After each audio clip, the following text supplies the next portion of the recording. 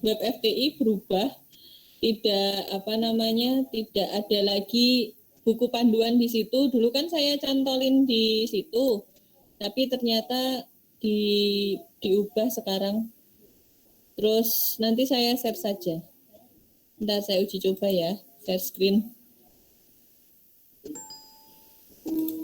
Nah, apakah bisa kebaca?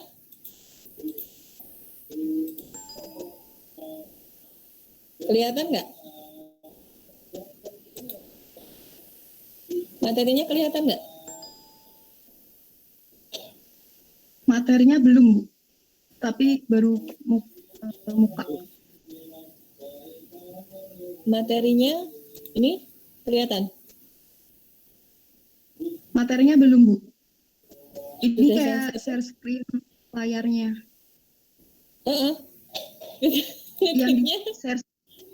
Yang di share screen-nya yang jendela. Oh iya, sorry ya, saya terbiasa pakai Zoom. Sebentar, saya minta tolong adik saya dulu. Maaf, agak enggak tahu. Yang kalau mau share screen yang ini jendela. Oke, ini terus. Ini dibuka dulu, mau dibuka dulu. Udah ini. Tuh. Kembali dulu. Nggak ada toh? Di enter yang sebelah aja kan? Bisa toh?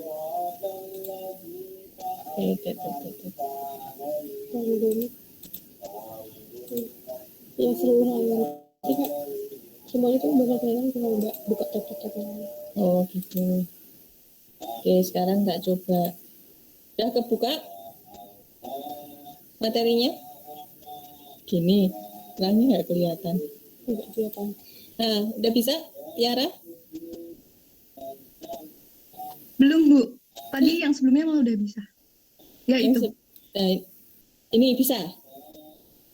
Ya bisa. Sekarang bisa? Oke. Ya ya. Oh, berarti enak Zoom ya. Kalau Zoom itu share materi, Zoom-nya masih kelihatan. Kalau Google Meet saya cuma lihat materi, nggak lihat orangnya ini. Pada itu malah lebih bagus lagi sebenarnya kalau dia mudah digunakan. Soalnya seringnya ada gangguan. Pada itu bagus sebenarnya. Baik, iya suka error. Assalamualaikum warahmatullahi wabarakatuh. Warahmatullahi wabarakatuh. Saya kayaknya belum pernah ngajar 2018 ya. Lupa saya. Apa pernah PTI? Bentar. Kayaknya ya. Terus habis itu CPNS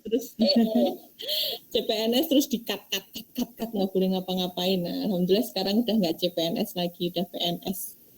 Tunggu nanti kalau udah kembali haknya. Baik, saya selaku koordinator kerja praktik sebenarnya ya akan mensosialisasikan bagaimana sih kerja praktek terutama di pandemi. Sebelumnya saya ini mungkin yang selama pandemi COVID itu Anda boleh kerja di setingkat CV. Nah, CV misalnya UKM, Bu. UKM boleh asal UKM itu punya legalitas CV ya. Jadi kalau nggak punya ya nggak bisa. Kan kadang ada UKM yang masih agak rumahan, terus habis itu ini nggak boleh. Harus CV dan yang industri di mana proses produksinya dapat dilihat. Terus konsultan gitu nggak boleh. Dalam hal keuangan atau jadi CV yang memang dia memproduksi barang, misalnya banyak kok industri kecil setingkat CV seperti nanti bikin nata de koko rumahan atau apa itu yang setingkat CV boleh. Nah, peraturan ini berlaku sampai surat penerimaan KP sebelum 28 Februari. Artinya kalau pelaksanaannya itu setelah 28 Februari boleh asal Anda diterima itu sebelum 28 Februari 2021. Nih kata Pak Kajur, sudah kita diskusikan. Terus karyawannya minimal 15 orang CV-nya. Tapi kalau Anda masih dapat memungkinkan untuk KP di perusahaan setingkat PT, maka lebih baik. Jadi ilmunya kan lebih banyak juga nanti yang akan Anda serap gitu ya. Nanti 3 ini SOP selama COVID sama ini untuk seminar sih Anda belum sampai sini ya. Semoga saat Anda seminar nanti sudah tidak online, sudah pandeminya, jadi sudah kembali seperti semula. Mbak Tiara, nanti kalau hilang materinya saya dikasih tahu ya, atau Oh iya, Bu. terjadi Siap-siap, Baik, Bu. baik. Buku panduan ini sebenarnya ada di upnyk.ac.id, tapi ternyata fitnya lagi diperbaiki dan diperbarui, jadinya khusus untuk fakultas PI tidak ada. Ini nanti saya share saja, nanti silahkan dibagi ke teman-temannya melalui himpunan atau melalui siapa. Nah ini isinya data mahasiswa. Nah ini nanti Anda print sendiri saat Anda mau melakukan kerja praktek.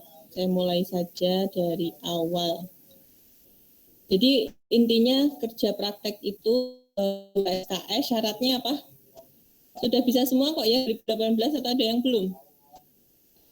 Nanti kalau yang dibaca Anda baca sendiri, saya langsung ke ininya aja, flowchart-nya. Ini harusnya kan bisa diunduh di sini, cuma ini diperbaiki jadi nggak bisa.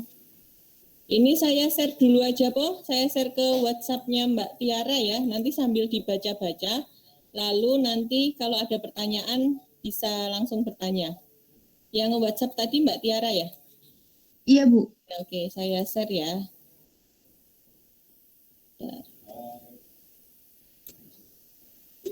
Nggak jadi.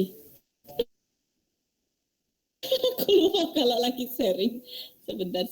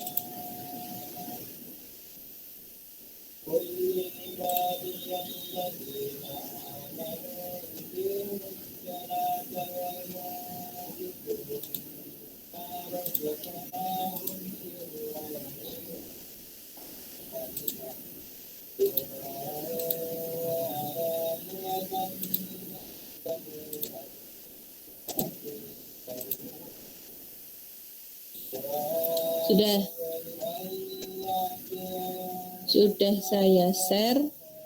Silahkan dibaca sambil saya jelaskan. Kalau nanti ada yang belum jelas,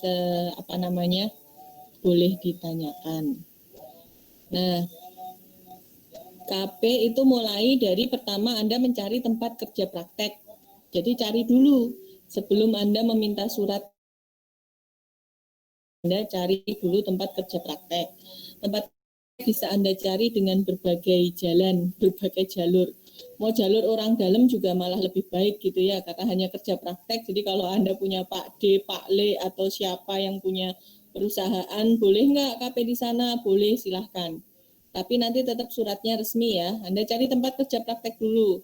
Speak dulu, udah oke misalnya. Ataupun kalau belum oke, misalnya, Bu, saya nggak punya orang dalam, nggak punya kenalan Pak D, Pak Li, atau siapa yang kerja di perusahaan, ya berarti Anda harus nembusi perusahaan lewat email satu-satu. Apakah membuka lowongan KP, apakah boleh magang dan sebagainya, PKL. Kalau boleh, syaratnya apa? Misalnya harus bikin proposal, maka Anda harus bikin proposal dulu. Proposalnya itu nanti ada di bawah. Nah, nanti apakah Anda sudah input KP? Kebijakan di jurusan itu kan mahasiswa belum input KP, tidak apa-apa mengambil KP untuk mendapatkan surat biar lebih cepat gitu. Kalau dulu kan harus sudah input dulu baru bisa ngambil. Kalau sekarang belum input nggak apa-apa untuk biar mendapatkan surat pengantar sehingga dapat melaksanakan KP. Jadi nyarinya tuh startnya lebih cepat. Kalau belum, maka nanti di fakultas itu ada form surat pernyataan. Nanti kalau sudah selesai semester ini SKS-nya kan nambah. Nah, kalau SKS nambah maka akan input di semester selanjutnya. Nah, di fakultas Anda mungkin malah lebih tahu daripada saya mekanisme pada saat pandemi itu online-nya seperti apa. Nah, kalau sudah Anda mengisi form permohonan KP ke perusahaan yang tadi sudah di speak tadi. Lalu mengirimkan surat permohonan KP beserta kelengkapan lain. Jadi ini ke fakultas ya, mengisi form permohonan KP ke perusahaan di fakultas. Jadi untuk mengajukan permohonan kerja praktek itu loh, kan Anda harus mendapatkan surat pengantar dari fakultas. Dari fakultas nanti akan dibawa ke perusahaan. Nah, kalau sudah surat dari fakultas itu dilampiri dengan kelengkapan lain itu apa? Biasanya perusahaan kalau nggak punya orang dalam, misalnya membutuhkan proposal. Nah, proposal silahkan Anda buat. Proposalnya tidak ada aturan dari jurusan, karena tidak semua perusahaan itu meminta proposal. Jadi kalau Anda memang diminta proposal, ya dibuat proposal kerja praktek seperti biasa. Tapi kalau anak-anak sih biasanya nyontek angkatan yang dulu-dulu ya, sudah ada template-nya, terus Anda ganti-ganti, jangan keliru gantinya. Nanti mau kerja praktek di SGM, PT-nya masih laktogen, nah kan saingannya, nah itu nggak boleh. Nanti sampai sana nggak jadi diterima. Mau praktek di Konimek, masih ada tulisan kimia farma, kan salah. Kalau diterima, kalau diterima nanti Anda akan mendapatkan surat balasan dari perusahaan. Harus dapat surat balasan dari perusahaan. Kalau seandainya nggak dapat surat balasan dari perusahaan, paling tidak ada jawaban diterima, itu konfirmasi ke saya ya. Konfirmasi ke saya. Saya nggak tahu ya kalau anak-anak setelah 2015 itu aman-aman saja. Oh, sebelumnya tuh suka bikin pusing koordinator KP pokoknya. Ya tadi gara-gara orang dalam tadi terus merasa diterimanya pakai WhatsApp, terus habis itu nggak konfirmasi udah berangkat dan sebagainya. Nah itu salah. Jadi apapun surat penerimaannya Anda konfirmasi ke saya. Tapi tetap Anda membutuhkan surat penerimaan di perusahaan yang resmi. Kenapa? Karena itu nanti untuk seminar KP. Nah, kalau udah dapat surat penerimaan di perusahaan, Anda mengajukan permohonan pembimbing KP. Ada formnya online, di buku panduan ini sudah ada alamatnya di form online. Nah, pembimbing KP offline dan online, kalau karena pandemi ya jadi online saja. Nanti saya kasih linknya juga ke Mbak Tiara kalau biar tinggal ngeklik. Nah ini yang seminar, yang bimbingan ada di atas, nanti silahkan Anda cari. Lalu mengajukan dosen pembimbing, lalu saya buatkan dosen pembimbing. Nah, karena ini biasanya saya taruh di TU jurusan, tapi karena online ya ini nanti saya buatkan online. Nah, setelah itu baru berangkat kerja praktek. Sebelum berangkat kerja praktek, Anda ketemu dosen pembimbing dulu untuk minta doa restu. Untuk bertanya, Pak, Bu, di sana kira-kira nanti saya bisa mengobservasi apa ya? Karena KP-nya ada 2 tugasnya, 1 laporan umum, 1 laporan khusus. Kalau laporan umum itu berisi apa yang Anda amati, Anda observasi, Anda ambil datanya di sana. Kalau yang laporan khusus itu penyelesaian masalah, tapi yang ringan-ringan saja, nggak usah ribet-ribet gitu, karena baru KP, yang penting Anda paham. Setelah itu, nah ini ada pengajuan permohonan surat tugas ke fakultas ini. Kalau misalnya perusahaan itu meminta surat tugas, ya Anda mengajukan ke fakultas setelah dapat dosen pembimbing. Lalu ke perusahaan membawa surat tugas. Tapi biasanya nggak semua perusahaan itu minta itu. Yang penting udah dapat jawaban dari perusahaan, ya langsung datang gitu aja. Nah, itu kebutuhan fakultas itu soalnya. Tapi kalau misalnya enggak, ya kayaknya enggak masalah. Lalu konfirmasi dan bimbingan ke dosen pembimbing KP selama Anda kerja praktek. Itu saya boleh nggak WhatsApp atau email atau apa? Di tempat KP.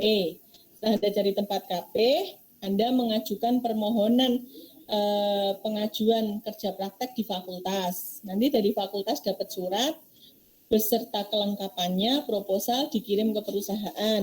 Nanti perusahaan menerbitkan surat penerimaan. Nanti surat penerimaan dikirimkan ke koordinator KP saya untuk dibuatkan dosen pembimbing. Setelah itu koordinasi dengan dosen pembimbing, bimbingan berangkat KP. Setelah berangkat KP, baru mengerjakan KP untuk seminar. Nah, ini adalah tulisannya di sini. Ini tadi gambar 1 ya, prosedur sebelum KP. Nah, ini pelaksanaan KP. Nah, mahasiswa mulai KP dengan membawa buku panduan KP. Buku ini ya, ini di halaman belakang ada kayak kolom-kolom kehadiran dan sebagainya, form nilai, nanti Anda silahkan print. Terus melaksanakan KP sesuai instruksi pembimbing lapangan kalau ada. Karena tidak semua perusahaan itu memberikan dosen pembimbing lapangan. Karena orang KP itu nggak nambah apa-apa buat perusahaan. Jadi kadang ada yang diperhatikan, ada yang enggak. Gitu. Terus untuk menyusun laporan umum. Jadi laporan umum jangan copy paste. Perusahaan punya website, terus habis itu ada profil, nah terus Anda copy paste gitu. Anda nggak belajar apa-apa. Yang rugi bukan siapa-siapa, hanya Anda aja yang rugi. Kerja praktek itu lebih bagus kalau laporan umumnya berisi apa yang Anda lihat, apa yang Anda kerjakan, apa yang Anda wawancara, tanyakan ke perusahaan. Maka Anda akan mendapat banyak sekali ilmu. Jadi capaiannya tercapai. Kalau Anda cuma lihat dari website, dari perpustakaan perusahaan, lalu Anda copy paste, nggak belajar apa-apa nanti. Kayak misalnya produk yang dihasilkan, Anda kan lebih baik melihat datanya daripada yang di website. Walaupun kalau perusahaan besar itu sudah banyak lengkapnya di website sama di perpustakaan perusahaan. KP zaman dulu. Jadi Anda tinggal copy paste gitu, itu nggak nambah value sama sekali buat Anda gitu. Yang rugi Anda sendiri, walaupun dosen pembimbing nggak ngerti Anda nyontek atau enggak. Tapi kalau pembimbingnya sama, perusahaannya sama, biasanya hafal. Loh, kok ini kayak yang dulu itu misalnya. Nah, nanti kalau satu grup isinya 4 orang, nah harus beda-beda tuh pengendalian kualitasnya. Yang satu cara nulisnya gimana, yang kedua gimana gitu.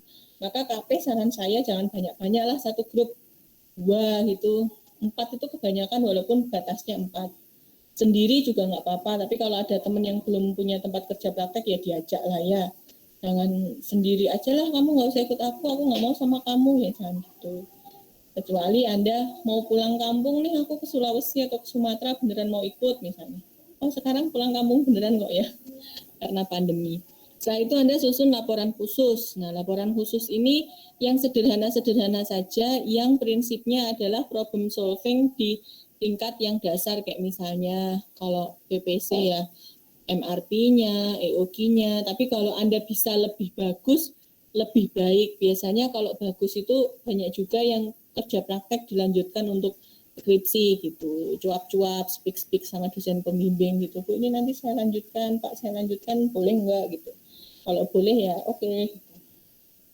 Terus melaporkan hasil KP kepada PL atau perusahaan. Jadi lebih baik Anda itu menyelesaikan kerja praktek, laporan kerja praktek sebelum Anda kembali ke kampus. Kecuali ada perusahaan yang minta itu kamu tanyain dosenmu dulu, kamu ujikan dulu, kalau benar baru sampaikan ke saya gitu. Berarti Anda harus ujian dulu. Ada yang kayak gitu. Tapi kalau enggak, selesaikan di sana. Karena lebih baik Anda menyelesaikan KP, lebih cepat Anda skripsi. KP itu melenakan. Ya, Anda sudah punya materinya ya, saya biar nggak ngomong sama panduan gitu. Jadi saya lihat wajah orang. Kalau saya lihatnya PDF kan saya kayak ngomong sendiri. Jadi KP itu melenakan. Jadi banyak sekali mahasiswa yang sudah 1 tahun itu sudah seminar, sudah KP, tapi nggak maju-maju hanya karena takut apa salah, takut ini, takut itu, jangan. Jadi kalau Anda targetkan kerja praktek 2 bulan, ya 2 bulan itu kalau bisa selesai, besoknya udah langsung seminar. Setelah masuk ke semester selanjutnya, kan Anda nggak bisa seminar sekarang kan. Kalaupun Anda KP bulan Desember, Anda nggak bisa seminar Januari, karena masih semester ini. Ya kan? Kenapa? Karena kan ada beberapa yang SKS-nya belum terpenuhi, belum ngeklik KP kan. Nah, maka harus semester selanjutnya itu targetnya Anda harus sudah seminar sebelum UTS misalnya. Itu ya. Terus setelah itu selesai. Nah ini setelah KP, seminar KP-nya, Anda pulang nih selesai KP, lalu konsultasi dengan dosen pembimbing KP. Bu, ini Pak, ini laporannya yang saya kerjakan ini. Siap diseminarkan? Kalau iya, langsung daftar seminar, dijadwalkan, konfirmasi, terus seminar, revisi, biasa terus dikumpulkan laporannya. Kalau terlambat, ada dendanya, kayaknya buku ya, ada di buku panduan ini, nanti silahkan Anda baca. Tuh, lebih enaknya sih tanya jawab ya, daripada saya jelaskan semuanya juga. Ini laporannya, penyusunan laporannya Anda juga bisa lihat. Ini dulu offline ya Anda ngisi. Nah sekarang online tapi juga nggak ngisi ini ya, ngisi di form Google Form. Ini kalau offline, nanti kalau pandemi selesai ini akan kembali lagi seperti ini. Nah ini surat, ini Anda kalau online nggak dibutuhkan. Nah ini surat pernyataan kalau Anda belum ngeklik. Nah ini logbooknya Anda print, Anda isi nih, hari ini kegiatannya ngapain, tanda tangan pembimbing lapangan kalau ada. Kalau enggak ada, siapapun di perusahaan bisa Anda mintain tanda tangan. Terus, ini laporannya, Anda bisa baca peraturannya, tata cara menulisnya juga sudah ada. Terus, nilai, form nilai, jadi di mana ya form nilai? Jadi perusahaan harus memberikan nilai. Nanti setelah Anda KP, perusahaan akan memberikan nilai. Lebih baik nilai itu dari form perusahaan. Tapi kalau tidak ada, Anda bisa meminta, tidak ada ya sebenarnya. Anda bisa meminta nilai nih 12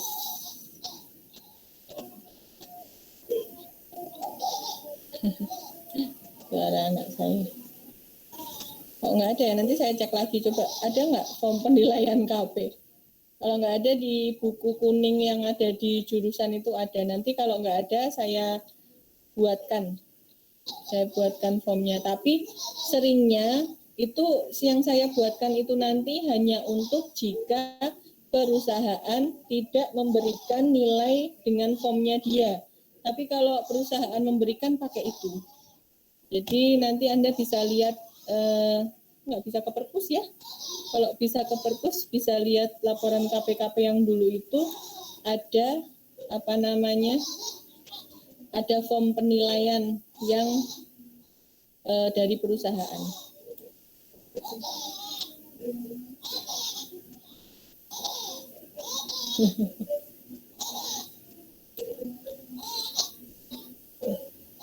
Ini penilaiannya nanti soalnya ada dari perusahaan. Nah, itu. Terus apalagi ya? Ini yang masa pandemi. Nah ini kalau selama COVID seminarnya secara online. Nanti Anda janjian dengan dosen pembimbing menggunakan media apa? Apakah Zoom, apakah video, WhatsApp, beda-beda. Kenapa? Karena kerja praktek itu pengujinya ya cuma satu, dosen pembimbing itu. Mas, udah Mas, keselak Mas.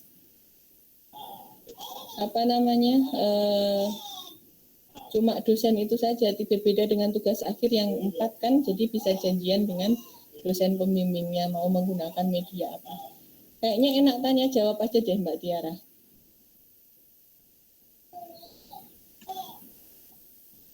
Ya, baik Bu Yuli. Ya, tanya jawab aja. Kalau begitu saya buka sesi tanya jawab buat teman-teman yang ingin menanyakan masalah kerja praktek. Silahkan ditanyakan mumpung ada Bu Yuli sekarang.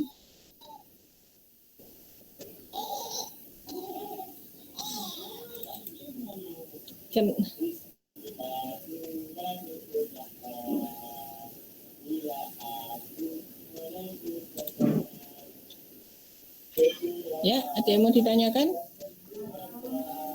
Izin bertanya, Bu. Silakan. Perkenalkan, saya Nur Prangawayu. Mungkin pertanyaan yang mungkin beberapa teman-teman lain juga memiliki pertanyaan yang sama. Saya masih bingung terkait dengan start kita KP ini mulai kapan seperti itu Bu, dan durasi KP itu ditentukan oleh siapa gitu. Mungkin terima kasih. Start mulai KP, mulai dari sekarang Anda sudah bisa mencari tempat kerja praktek. Bahkan sebenarnya dari semester 1 Anda sudah bisa mencari janjian. Dari sekarang Anda mencari kerja praktek, startnya lebih baik setelah perkuliahan selesai. Kenapa? Karena tapi kalau online berbeda dengan offline ya, karena ada itu jumlah ketidakhadiran pada saat kuliah. Kalau dulu ini saya bayangin kalau pas offline ya, kalau Anda kerja praktek sekarang, berarti Anda akan menggunakan waktu kuliah untuk kerja praktek. Padahal ada beberapa, kalau saya pribadi, itu kalau Anda kerja praktek saya izinkan. Saya anggap Anda nggak masuk izin kerja praktek. Tapi ada beberapa dosen, karena izin itu hak prerogatif dosen ya. Ada dosen yang memang izin itu kan 2 kali. Padahal kerja praktek itu kan biasanya lebih dari 2 minggu, lebih dari 2 pertemuan. Jadi kalau bisa nanti pada saat pergantian semester, itu kan ada waktu 1 bulan atau berapa itu ya. Sebenarnya sih paling enak pergantian tahun, tapi jadi lama nanti kan. Padahal sudah bisa pergantian semester 1 ke 2 ini. Kerja praktek lamanya minimal 2 minggu. Maksimal terserah, tapi nggak mungkin lama-lama kan. Rata-rata 1 bulan. Biasanya 2 minggu sampai 2 bulan. Yang menentukan siapa? Perusahaan. Lalu kalau kampus hanya menentukan minimalnya 2 minggu, kan nggak mungkin kerja praktek cuma 1 hari 2 hari. Jadi 2 minggu, lalu nanti kalau perusahaan misalnya Mas KP di sini 2 bulan ya gitu. Nah Anda kalau keberatan, mengajukan keberatan, Pak ada kuliahnya Bu Yuli itu saklek banget tahu Pak gitu. Nggak boleh izin untuk kerja praktek, nanti nilai saya jelek nih misalnya. Nah, Anda minta keringanan ke perusahaan. Misalnya kalau 1 bulan aja gimana Pak? Atau mungkin kerja prakteknya di Jogja. Apalagi kalau pandemi ini bisa di CV, di tetangga Anda yang punya CV, ya Anda bisa bolak-balik ya, nggak apa-apa, atau 2 bulan. Jarang sih ada yang lebih dari 2 bulan, itu hampir nggak ada malah. Rata-rata 1 bulan kalau rata-rata.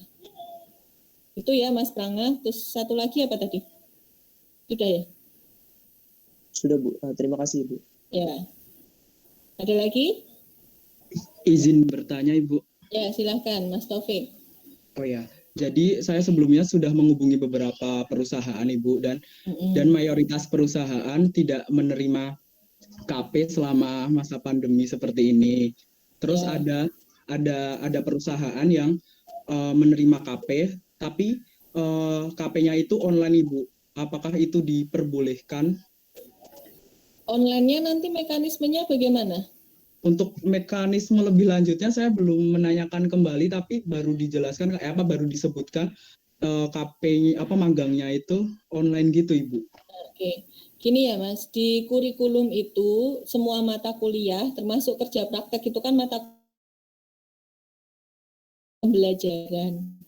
Kalau kerja praktek itu adalah mahasiswa salah satunya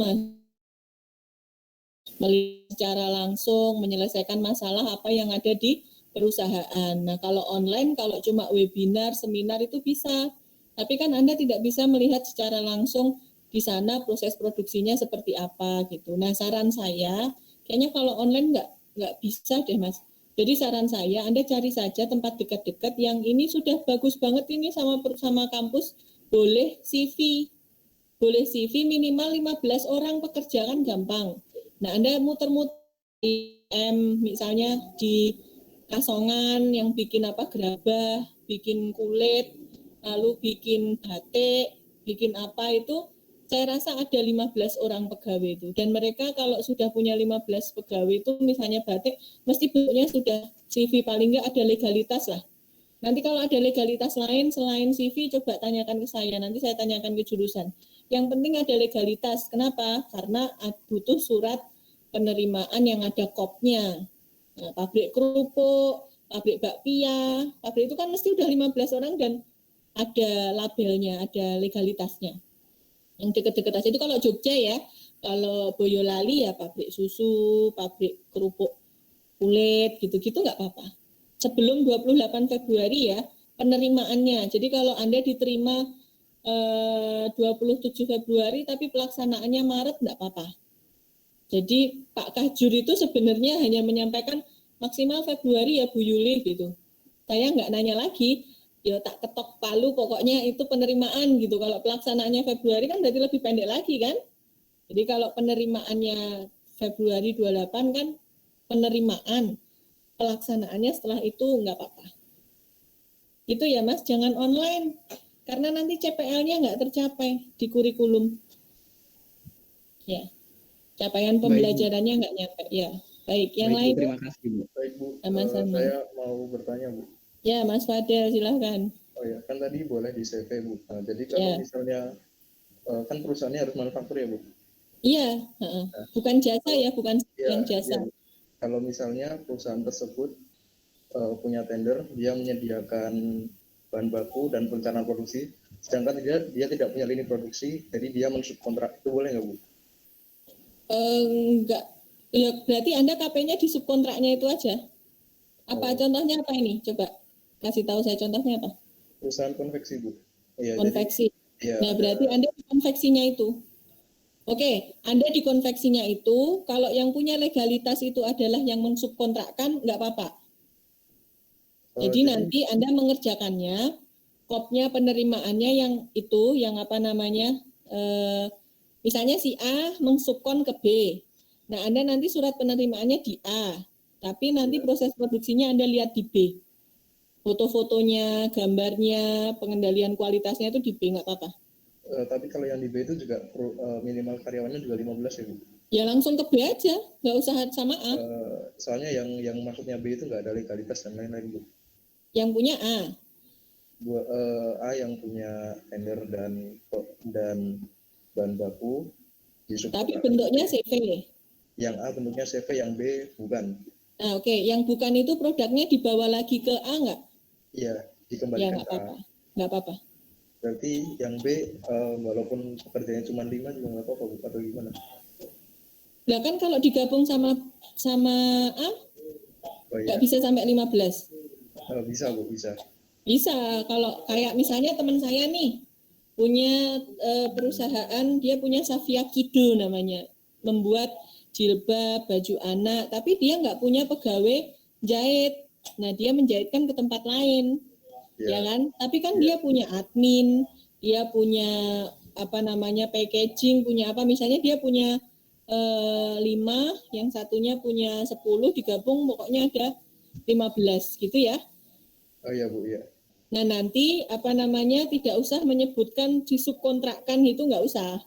Jadi nanti pegawai produksinya ada berapa, adminnya ada berapa, yang penting ada CV-nya itu tadi yang di A tadi. Oke, baik Bu, terima kasih Bu. Ya, ada lagi?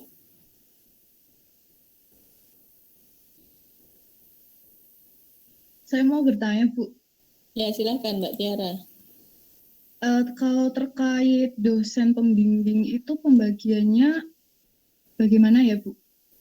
Nanti di form itu Anda menulis wish, keinginannya siapa, itu ditulis. Kalau apa namanya dosen yang bersangkutan masih kosong, saya apa namanya, saya kasihkan ke dosen tersebut, tapi kalau enggak ya saya ganti. Karena kan setiap dosen nggak mungkin semuanya dibimbing Bu Yuli, misalnya kan enggak. Jadi kalau Bu Yuli sudah 10, maka nggak bisa di-input lagi gitu. Berarti milih tapi kalau doanya kencang ya terkabul jodoh, kalau enggak ya ganti, berarti bukan jodohnya gitu. Berarti sistemnya juga cepet-cepetan ya Bu? Ya, betul. Baik, terima kasih Bu. Ya, ada lagi?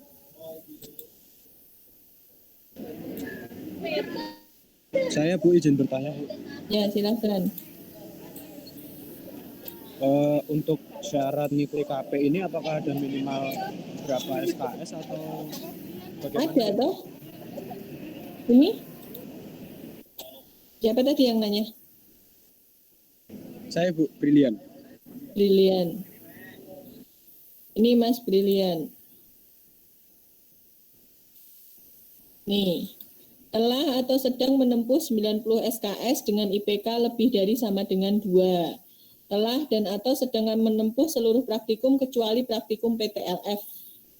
Ya, jadi 90 SKS. Nah, kalau ada yang belum sampai 90 semester ini, maka bikin surat tadi. Bahwa semester depan kalau udah selesai, kan belum ngeklik nih sekarang. Ngekliknya semester depan itu harusnya sudah 90 SKS pada saat Anda semester 6. Itu ya, ternyata untuk ya, gimana? Sudah jelas Mas Brilian? Oh ya, sudah Bu. Ya. Terima kasih Bu. Oke. Bentar.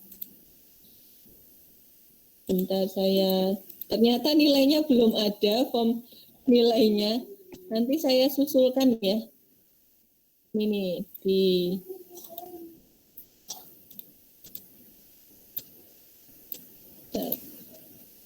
Nah ini, mahasiswa harus memiliki nilai dari pembimbing lapangan. Jika pembimbing lapangan berhalangan, maka pemberian nilai dapat diwakilkan oleh pihak pengganti yang ditunjuk instansi. Biasanya mereka punya form penilaian, bahkan ada yang memberikan sertifikat. Terus ada nilainya. Terus kalau sertifikatnya baik, tidak baik, dan sebagainya itu nanti saya konversi sesuai dengan yang ada di universitas. Terus, nah kalau seandainya tidak punya, mereka tidak menerbitkan, maka Anda dapat menggunakan formulir pada buku panduan KP. Belum saya tampilkan, nanti saya tambahin. Maaf ya. Tapi harus cap basah perusahaan, maka perusahaannya harus punya legalitas tadi, paling enggak CV, khusus pandemi ini. Itu. Yang penting cap basah. Kalau bisa nilainya di atas 85, ya dapat A. Ada lagi pertanyaan? Permisi Bu, izin bertanya. Ya silahkan Mas Kevin. Perkenalkan Bu, saya Kevin juga Tama. Izin tanya Bu, mungkin ada 2 pertanyaan ya Bu. Yang pertama tadi mungkin saya masih kurang paham Bu. Yang terkait kita harus minta ke fakultas itu suratnya pengajuan bahwa kita akan mengambil KP untuk semester depan ya Bu, kalau nggak salah. Nah itu kan minta surat juga. Kemudian ada juga surat kalau kita ingin melakukan KP. Terus itu Bu. Jadi itu totalnya ada 2 surat ya Bu. Dan kalau misalkan kita yang kondisinya di luar Jogja, apakah bisa mengajukan permohonan secara online Bu? Itu satu Bu. Ya. Lanjut dulu apa gimana Bu pertanyaannya? Lanjut aja. Yang kedua tuh Bu, kan saya udah nyiapin proposal nih jauh-jauh hari Bu sebenarnya. Harus ada tanda tangan Ibu toh di situ Bu sama Pak Sadi. Nah itu ada teknis atau gimana nggak ya dari Ibu sendiri Bu? Mungkin gitu Bu. Terima kasih. Ya.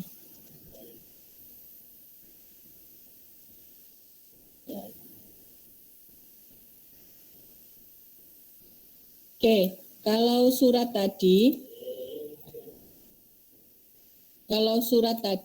jadi Anda sudah dapat tempat KP nih, yang baru speak, lalu Anda ke fakultas mengajukan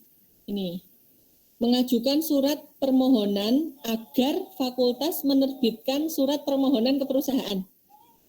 Jadi kan perusahaan itu tidak bisa menerima mahasiswa kan nggak pakai surat pribadi, tapi pakai institusi yang mengeluarkan itu fakultas. Dan nanti ke fakultas mengisi formulir untuk meminta surat pengantar ke perusahaan. Lalu kalau sudah diterima nih, perusahaan akan menerbitkan surat penerimaan. Nah, surat penerimaan itu lalu sekarang kerja jurusan. Anda ke saya meminta surat dosen pembimbing. Kakek Bu, ini Bu, aku sudah diterima nih. Tolong dibuatkan dosen pembimbing. Nah, sebelum berangkat saya buatkan dosen pembimbing. Sebelum berangkat ke perusahaan, Anda meminta surat tugas dari fakultas untuk ke perusahaan. Tapi surat tugas ini saya rasa nggak wajib. Jadi ada beberapa perusahaan yang minta surat tugasnya mana Mas? Dari kampus gitu loh. Kemarin kan surat permohonan. Nah, kalau perusahaan yang nggak minta surat tugas kayaknya nggak apa-apa nggak bawa itu. Pakai surat penunjukan dosen pembimbing itu sudah cukup gitu. Nah untuk di pengajuannya secara online seperti apa, mungkin Anda bisa bertanya ke fakultas. Saya rasa fakultas punya mekanisme online kan, ini saya lihat nih. Ada belangko-belangko. Saya juga belum tahu karena itu pekerjaan fakultas, bukan pekerjaan saya online-nya. Nah, nih belangko magang. Belangko izin kerja praktek. Caranya gimana? Mungkin bisa tanya ya ke yang ada di Jogja, coba bertanya ke fakultas karena fakultas itu buka. Jurusan juga buka. Sekarang sudah new normal, buka juga. Nah, Anda silakan bertanya caranya gimana. Lalu pertanyaan kedua, saya kalau pas di kampus boleh minta tanda tangan di kampus, tapi saya online juga boleh. Nah, untuk Pak Sadi, setahu saya sekarang offline karena beliau sering sekali masuk. Iya nggak? Ada yang sudah pernah minta tanda tangan Pak Sadi selama pandemi? Nah, setahu saya beliau offline. Tapi silakan Anda bertanya lagi ke teman-teman yang pernah meminta surat ke Pak Sadi selama pandemi, mekanismenya gimana? Karena itu nggak personal sih sebenarnya. Tapi setahu saya pun sebagai dosen, kalau saya mengajukan surat tugas, juga offline. Jadi saya kasih ke Pak Tubini, lalu Pak Tubini memintakan tanda tangan. Kalau saya online nggak apa-apa. Nanti silahkan WhatsApp yang harus saya tanda tanganin, silahkan di WhatsApp nanti saya tanda tanganin. Tapi saya sering lupa, nanti tolong diingetin ya kalau Bu belum ditanda tanganin gitu. Karena kadang ada dosen wali, ada apa itu. Terus karena nggak kesimpan nomornya, jadi kadang ketumpuk-tumpuk lupa. Itu ya Mas Kevin ya. Iya Bu, terima kasih Bu. Mungkin satu lagi boleh Bu? Boleh, silakan. Kalau satu proposal itu boleh 3 orang langsung kan Bu? Atau misalnya satu kelompok 3 orang tuh 3 proposal Bu? Nah, itu tergantung perusahaan. Karena jurusan tidak mewajibkan proposal. Kalau tadi punya orang dalam kan nggak butuh proposal. Jadi kalau proposal tergantung perusahaan. Jadi nanya perusahaan, Pak, Bu, ini gimana? Apakah bisa untuk kami semua barengan atau sendiri-sendiri? Kalau sendiri-sendiri ya kalau bisa jangan sama. Nanti nggak kreatif kelihatannya ya. Oke, baik Bu. Terima kasih banyak Bu. Ya. Ada lagi?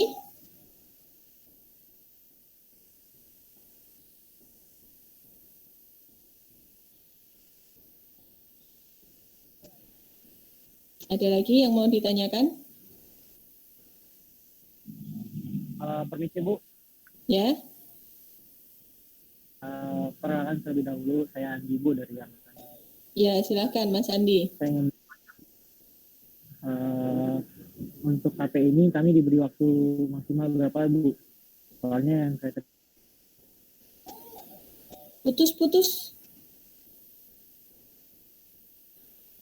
putus Mas Andi, nggak ada suaranya.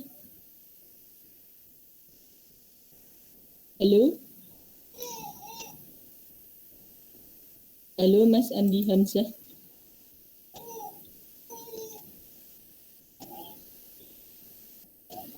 Jadi patung.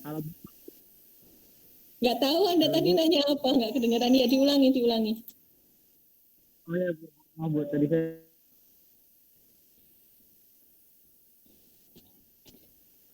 hilang lagi. Di chat aja Mas, atau ada yang mau WhatsApp, Di, kamu mau nanya apa Di, tak tanyain gitu.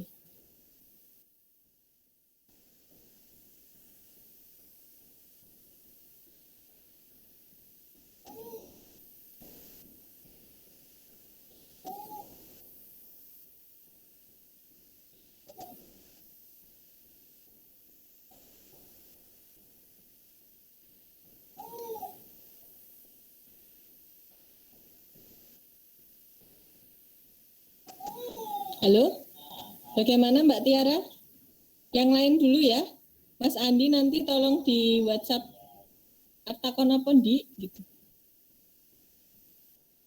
Ya, nanti biar saya tanyakan ke Mas Andi aja. Yang lain ada yang mau ditanyakan? Permisi Bu. Ya. Putus. Ya, putus. Saya ingin menanyakan Bu, untuk waktu maksimalnya berapa bulan ya Bu? Maksimalnya itu sebenarnya tidak ada. Yang membatasi maksimal itu kan aktivitas Anda kuliah. Aktivitas Anda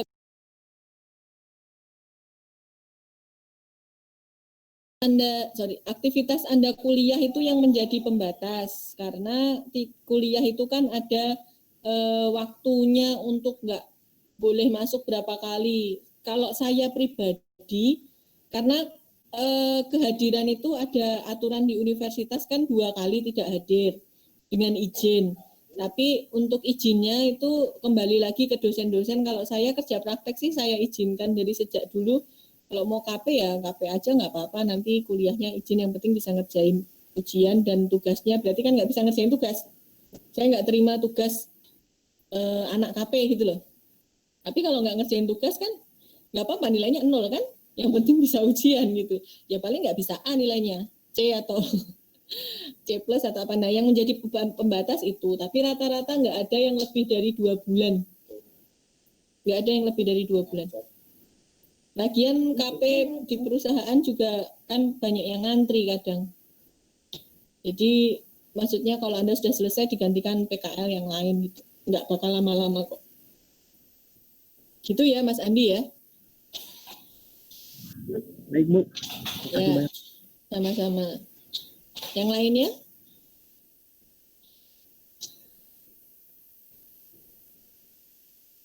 Lagi pertanyaan? Bu, saya tadi kan jangan, tapi kalau semisal mengambilnya di instansi pemerintah, terus nanti temanya itu terkait kayak K3 atau semacam ekspor import gitu, apa bisa? Di kerja praktek, di panduan kerja praktek itu jasa boleh, tapi hanya berapa persen dari keseluruhan angkatan. Anda nanti silahkan baca ya di buku panduan ya. Jadi nanti cepet-cepetan saja, kalau misal mau di jasa diajukan ke saya. Kalau jumlah mahasiswa tadi Anda berapa, 100 atau berapa, itu hanya berapa orang saja yang bisa di jasa, jadi tidak semuanya. Nanti dibaca di buku panduan. Ngapain, Mas? Oh ya. Jadi apa namanya berapa? Nah itu. Dan jasanya juga ada ketentuannya seperti apa. Tapi kalau CV jangan jasa, karena sudah ada kemudahan di CV.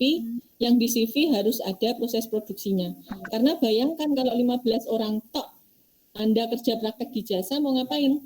Kecuali Anda di institusi besar PT yang karyawannya itu ratusan ribuan, jasa aktivitasnya lebih banyak.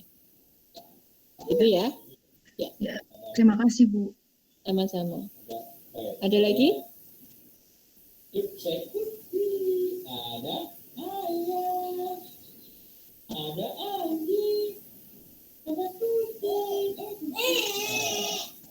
Sudah? Sudah Mbak Tiara? Ada lagi enggak? Ya, untuk teman-teman, apa sudah tidak ada yang mau ditanyakan? Sudah dirasa cukup? Ya. Baik, Bu Yuli, sepertinya sudah tidak ada pertanyaan lagi. Ya, nanti kalau misalnya ada pertanyaan silahkan WhatsApp saja, enggak apa-apa. Oh, ya. Insya Allah saya jawab. Biasanya kalau saya nggak jawab itu karena kan saya nggak nyimpen nomornya. Terus habis itu tenggelam, terus saya jadi lupa. Ya di chat lagi aja. Tapi ya jangan berapa menit gitu. Kok nggak dijawab-jawab ya? Di Bu Yuli, ping. Ditanyakan. Boleh silahkan WhatsApp, apalagi sekarang pandemi kan kita memang komunikasinya menggunakan online. Itu ya? Ya. Ya. Oke, kalau sudah terima kasih. Semoga semuanya sehat-sehat selalu ya, sekeluarga ya. Terus Ya, bisa pandemi selesai kembali. Ini anak saya udah nangis nih. Oh iya, Bu. Ya. Ya, oke. Iya. Baik, terima kasih kepada Bu Yuli sudah mengisi sosialisasi pada malam hari ini. Ya. Baik, kalau begitu, berhubung sudah pukul 7:30 malam, acara akan saya tutup. Dan nanti untuk recordnya akan di-share di YouTube HMTI untuk menunggu info selanjutnya. Ya. Indonesia. Oke, terima kasih Mbak Tiara. Ya, terima kasih. Assalamualaikum warahmatullahi wabarakatuh. Waalaikumsalam warahmatullahi wabarakatuh. Waalaikumsalam Terima kasih Ibu. Terima kasih, Bu. Terima kasih, Bu. Terima kasih, Bu. Terima kasih Bu.